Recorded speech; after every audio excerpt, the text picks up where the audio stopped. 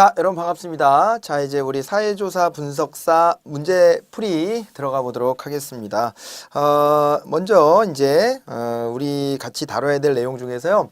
사회과학적 이제 방법이라고 되어 있는 제 1장 내용 있죠. 여기 뒤에 딸려 있는 문제들을 함께 좀 풀어볼 거예요.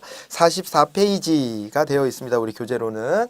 여기서부터 풀어보는데 요게 지금 문제가 많아요. 기출문제랑 적중 예상 문제 다 같이 포함해가지고 문제가 상당히 많습니다. 거의 뭐 이번 텀에만 지금 문제가 요 장에서만 문제가 거의 100문제 98번인가 그렇게까지 되어 있죠. 예, 그래가지고 문제가 많아서 딱 그 절반 정도 수준으로 잘라가지고 또 2회에 걸쳐갖고 요 문제들을 좀 한번 풀어드릴까 합니다.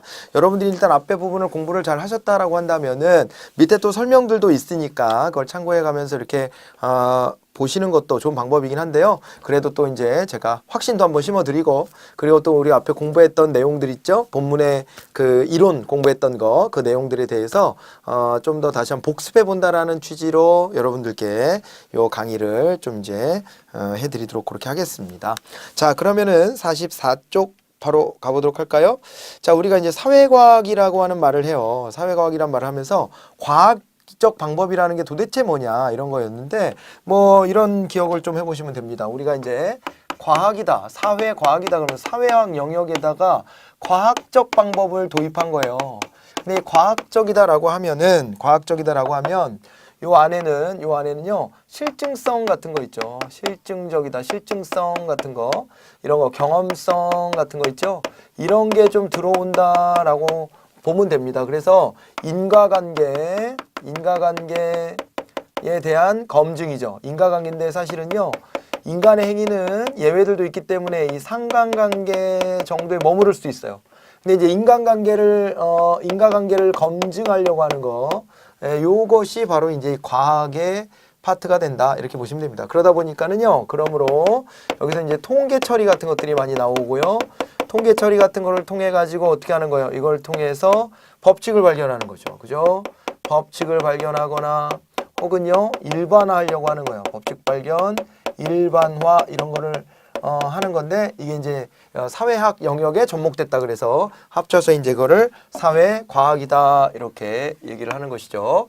다수의 사람들이 구성돼서 살아가는데 그거에 대한 분석을 할 때 우리가 과학적 기법을 좀 접목해보자 이렇게 하는 게 사회과학 영역이었어요. 맞나요?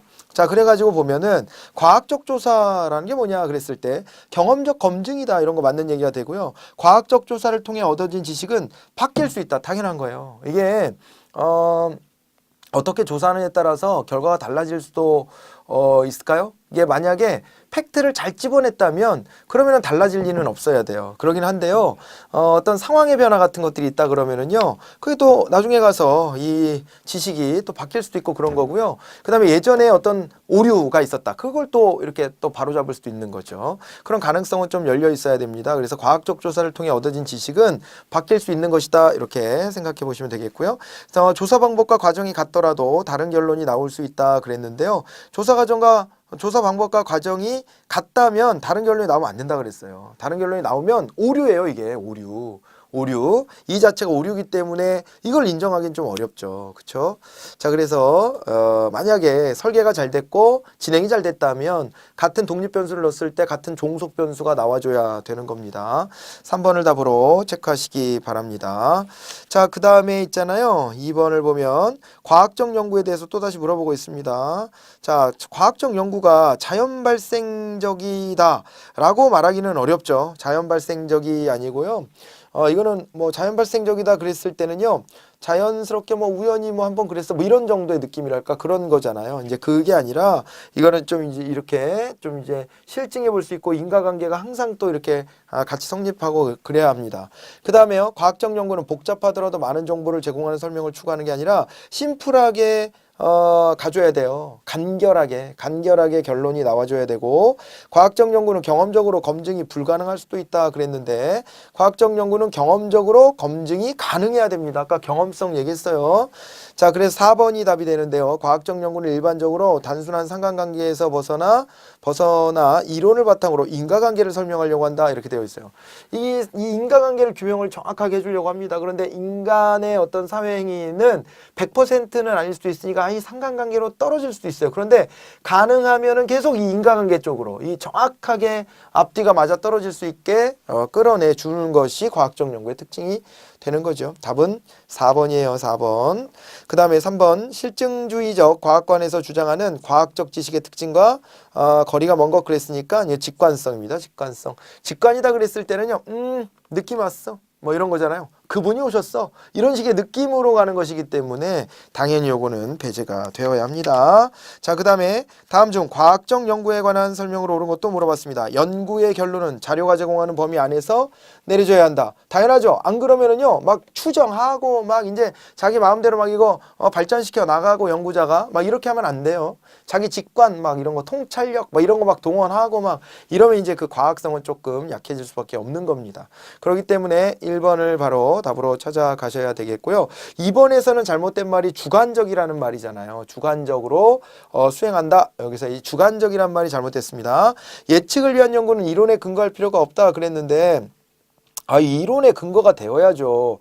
이론에 근거할 필요가 없다는 건 말이 안 되고 과학적 연구는 일반 법칙에 근거한 설명보다 개체에 대한 설명이어야 한다 그랬는데요. 아니 일반 법칙에 근거한 설명이어야 돼요. 법칙을 발견하는 것이 목표다 이렇게 되어 있으니까요. 답은 1번이었습니다. 자, 이번에는 질적 연구에 대한 얘기입니다. 우리가 이제 연구 얘기할 때 이랬었거든요. 양적 연구와 질적 연구가 있다 그랬어요. 사회과학의 연구에서 특히 사회과학적 연구다 그러면 양적 연구가 딱 맞닿아 있는 거죠. 그런데 이제 우리가 사회 현상을 연구할 땐 양적 연구만으로는 안 되고 질적 연구도 함께 가는 것이다 이렇게 얘기를 하면서 뭐라고 말씀드렸었냐면 양적 연구다 그러면 이거를 실증적 연구라고도 한다. 실증적 연구라고도 하고 그 다음에 또 있잖아요. 실증적 연구이면서 동시에 그러면서 이거는 이제 가설을 세우고 가설을 검증하는 연역적 접근법을 쓴다. 연역적 연구다 이렇게 얘기할 수 있고 그 다음에 자연현상 연구 방법과는 동일하다. 이렇게 자연현상 연구하듯이 이거 똑같이 하면 된다 그래가지고 이거를 또 뭐라 그랬었냐면 방법론적 일원론이다 그랬단 말이에요. 방법론적 일원론.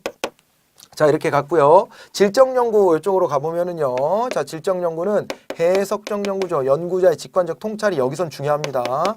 해석적 연구가 나왔고 그 다음에 그러다 보니까는요. 연역, 가설을 세우고 그거를 입증한다라기보다는 그냥 있잖아요. 벌어지고 있는 현상들을 관찰하고 그거에서 결론을 따로 뽑아내는 거예요. 그래서 귀납적 연구다 이렇게 얘기하는 거죠. 귀납적 연구가 되고 그 다음에 방법론적 이원론이 됩니다. 이거는 자연현상 연구에서는 적용이 어렵다. 이건 사회현상에서만 나오는 거다. 그래서 방법론적 이원론이다. 그렇게 얘기를 했었습니다. 맞죠? 자, 그랬을 때 이 질적 연구에 대한 거 한번 가보죠. 어떤 현상에 대한 깊은 이해를 하고 주관적인 의미를 찾고자 한다 그랬는데 맞죠? 깊이 있는 이해예요. 깊이 있는 이해. 직관적 통찰을 통해서 깊이 있는 이해를 하는 겁니다. 자, 그래서 1번은 맞는 거고요. 질적 연구는 개별 사례 과정과 결과의 의미 그리고 사회적 맥락을 규정한다. 맞는 얘기가 되고요. 질적 연구는 양적 연구에 비해 대상자를 정확히 이해할 수 있는 더 나은 연구 방법이다. 그런 건 없어요. 뭐가 더 낫고 뭐가 더 후진 연구다. 이런 건 없습니다. 절대. 그러니까 두 가지 연구가 병행돼야 될 필요가 있고요. 질적 연구에 앞서서 양적 연구로 뭔가를 좀 확인해 줘야 될 때도 있고 뭐 그런 겁니다. 그리고 양적 연구의 결론이 나왔지만 부족하니까 또 질적 연구로 메워줘야 하기도 하고 그런 것들이기 때문에 뭐 따로 존재하면서도 또 그러면서도 병행되기도 하는 연구 방법이다 이런 거지 뭐가 더 좋은 연구 방법이다 이런 것들은 그렇게 따질 수 있는 성질의 것은 아니다 이렇게 보셔야 됩니다. 연구 주제에 따라서는 질적 연구, 양적 연구가 동시에 진행이 될 수 있다까지 나와 있죠. 답은 3번이었고요. 6번으로 갑니다. 과학적 조사 연구 다시 나왔는데요. 특징과 가장 거리가 먼 게 뭐냐 그랬는데 불변성이에요. 이게요. 상황이 달라질 수 있어요. 사회현상은. 이게 자연과학의 연구라고 한다면 이게 바뀔 리가 없잖아요. 바뀔 리가 없어요. 제대로 된 연구를 했으면. 그런데 사회현상 같은 경우에는 자꾸 이 조건들이 자꾸 이제 바뀌고 그러다 보면은 이 결론도 좀 달라질 수 있는 겁니다. 자, 그래서 이제 불변성은 틀린 얘기가 된다. 이렇게 봐두시고요. 자, 그런데 거기 보면은 좀 어려운 말이 있어요. 간주관성이다 라고 하는 게 있는데 이거는 뭐냐면은요. 간 주관성이다. 여기 보면은요, 이거가 일종의 이제 주관성이지만 주관성 사이라는 얘기잖아요. 주관성과 주관성 사이예요. 각자의 경험이 다르고 각자의 판단이 다 다를 거예요. 그걸 주관성이랍니다. 근데 그 주관성과 주관성들을 모아내 보는 거예요. 그래서 서로 상호작용하다 보면은 이게 주관성과 주관성이 만났지만은 이러면서 좀 공통분모를 찾아낼 수 있는 거 있겠잖아요. 그죠? 공통분모를 찾아내는 영역이 있을 텐데 그거를 갖다가 우리가 이제 간주관성이랍니다. 객관화가 돼버리는 거예요. 주관성의 객관화. 이렇게 보시면 됩니다. 자, 그게 이제 간주관성이다. 이렇게 나와 있습니다. 답은 3번이었고요. 7번으로 갑니다. 연역법, 귀납법이 또 나왔습니다. 연역법이다 그랬을 때는 뭐예요? 연역적 연구다 그러면 요거는 이제 결론이 앞에 있습니다. 결론이 앞에 있는데 결론이라고 하는 게 이제 가설이거든요. 가설이 앞에 나오고 그다음에 이에 따른 이제 근거, 사례 이런 것들이 막 나오는 거예요. 이렇게 나오는 것이고 연역적 연구는 귀납적 연구다 이렇게 갔을 때는 귀납적 연구는 어떤 갖가지 사례들이 있어요. 사례 케이스들이 있고 이 케이스들이 모여져 가지고 결론에 도달하는 방식이에요. 그죠? 결론에 도달하는 방식입니다. 앞에 뭐가 놓이고 뒤에 뭐가 놓이는지를 비교해 보시면 됩니다. 자, 그랬을 때 연역법은 이론 또는 모형 설정 후 연구를 시작한다 그랬습니다. 그렇죠? 그러니까 가설 같은 걸 미리 만들어 놓고 연구를 시작하는 거예요. 귀납법은 개별 사례를 바탕으로 일반적 유형을 뒤에 가서 찾아내죠. 그러니까 일반으로부터 특수 이렇게도 말을 해요. 여기가 결론이 일반이다 이렇게 얘기를 하는 거예요. 일반적인 결론을 내려놓고 개별의 특수한 상황들을 쭉 확인해 보는 게 연역 연구고 특수한 어떤 특수성을 갖는 개별 사례들을 가지고 일반적 결론에 도달하는 것을 이거를 이제 우리가 이제 질적 연구 이쪽에서 말하는 귀납적 연구다라고 보시면 되는 겁니다.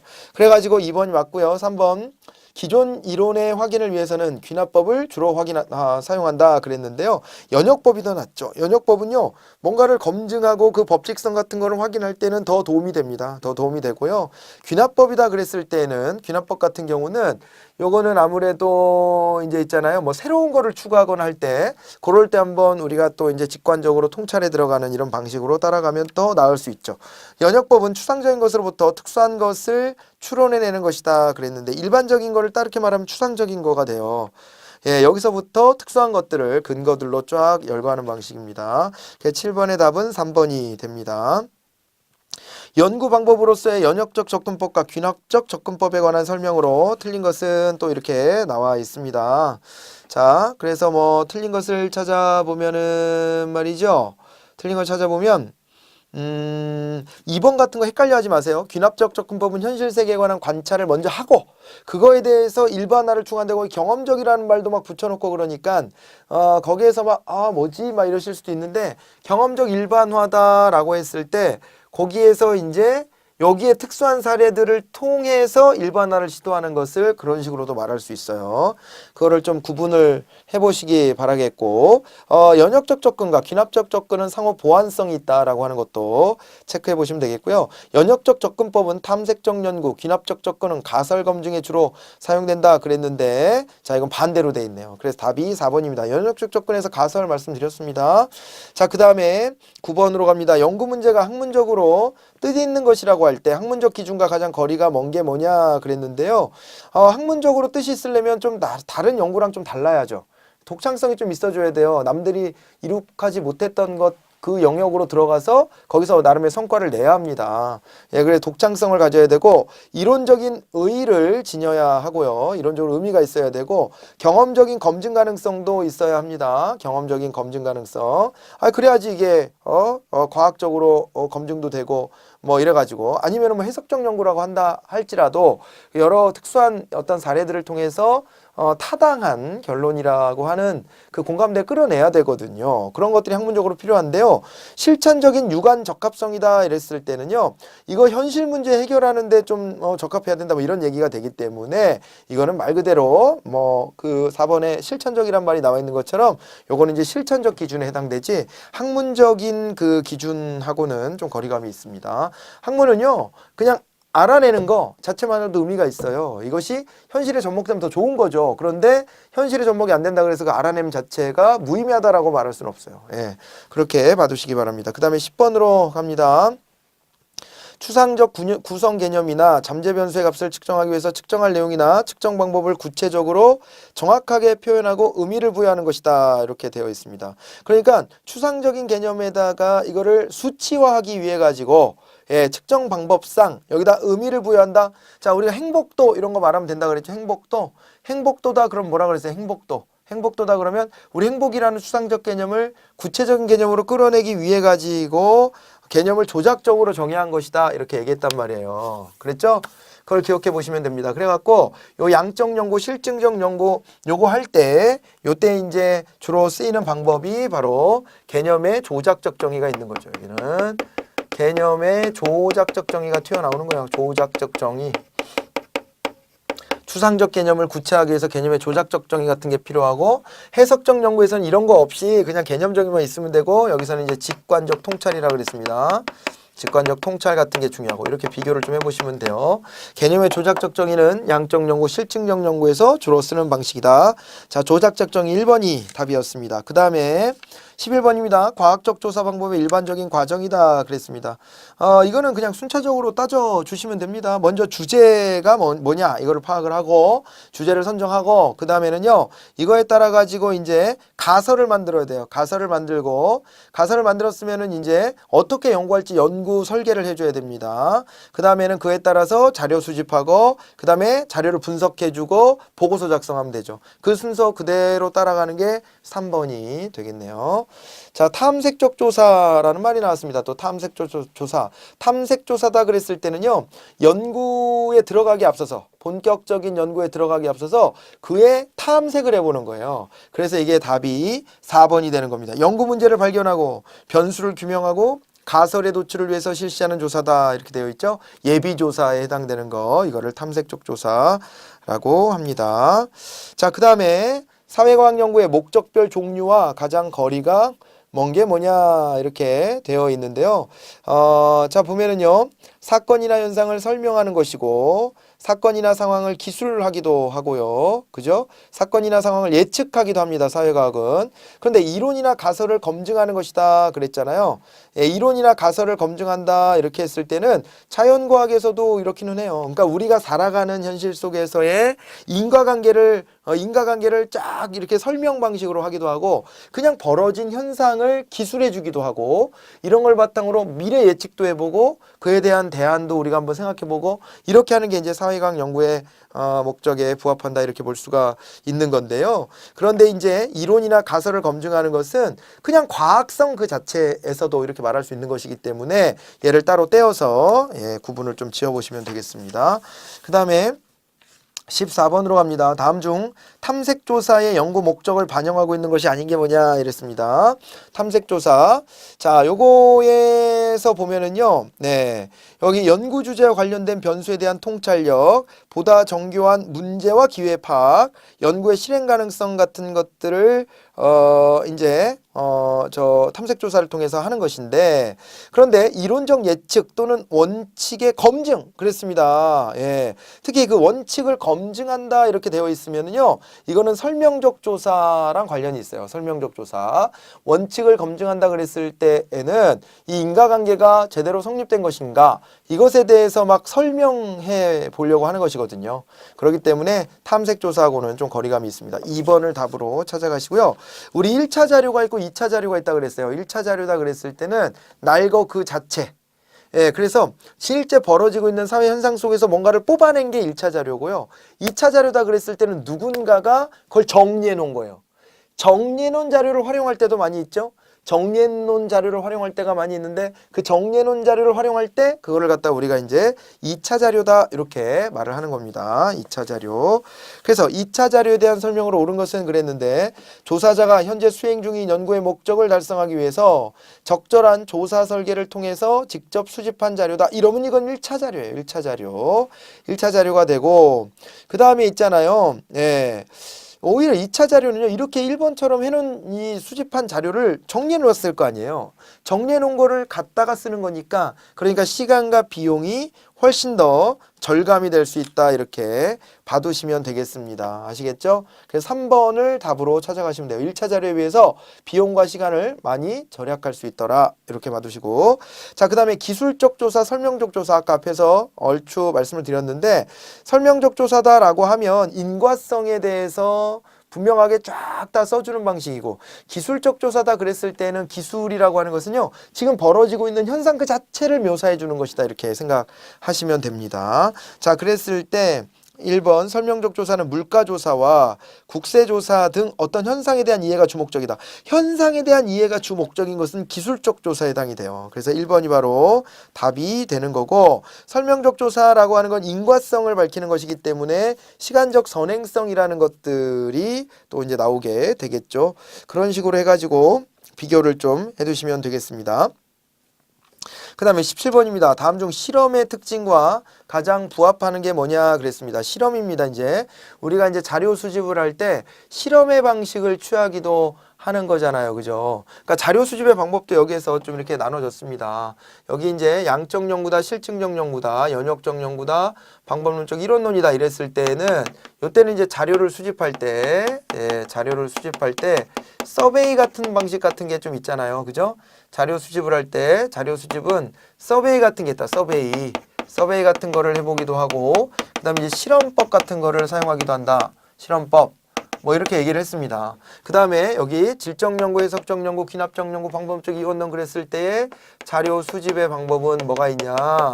여기서의 자료 수집이다 그랬을 때는 참여 관찰을 한다든가 직접 들어가서 참여 관찰을 한다든가 아니면은 또 이제 면접법, 신층 면접법 같은 걸 진행하기도 하고 그러죠. 그죠? 이런 식으로 좀 구분이 됩니다.